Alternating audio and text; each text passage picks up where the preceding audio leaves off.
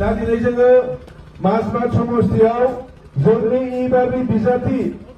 कालाइगाव बिधानसभानि MLA Durgadas बर' बिथांखौ प्रथम लाबोजेनदों दिनै प्रथम फैजेनदों बिथाङा किन्तु बिथां लाबोनायाव दिनै ओरैबायदि बरायदों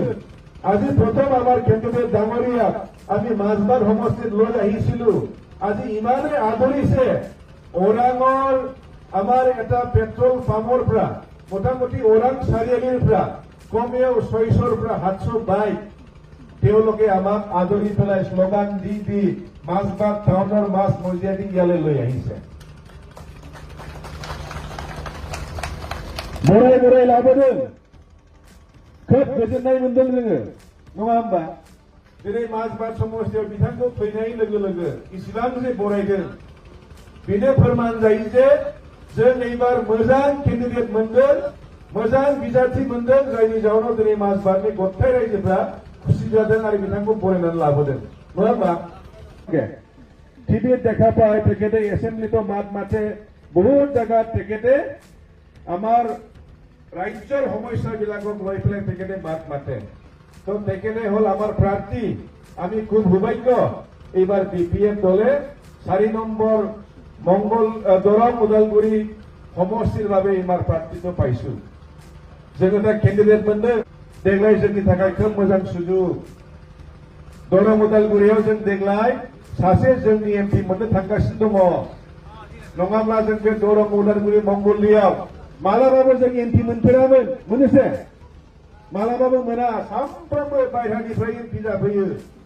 दिलीप शइकिया थांनाय 5 बोसोराव नोंथांमोननि ओनसोलाव माबाफोर खामानि मावदोंना रायजोफोर दिलीप शइकियाखौ नुफेरदोंना नुफेराखै दा बधय रावबो नुफेराखै खामानिबो मावाखै बिथाङा थांनाय बाराव जोंनि भटखौ लानानै देरहालांदोंमोन जोंहा दा दिनै सबसे मोजां खोथाया जाहैबाय दिनै जोंनि ओनसोलनि केन्डिडेट दुर्गादास बर' बिथाङा गुबुन जायगानि नङा जोंनि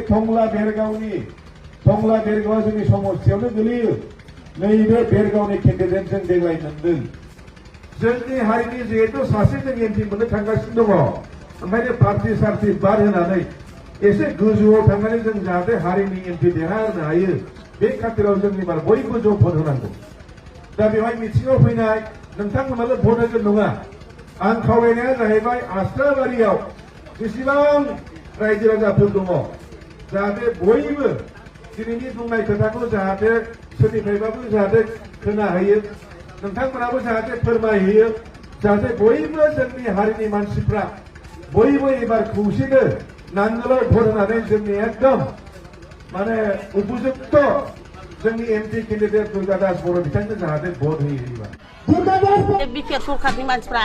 लिडार जौ लोङै लोङै बेरायजोबो र' मादै आफां दसे नेथ' no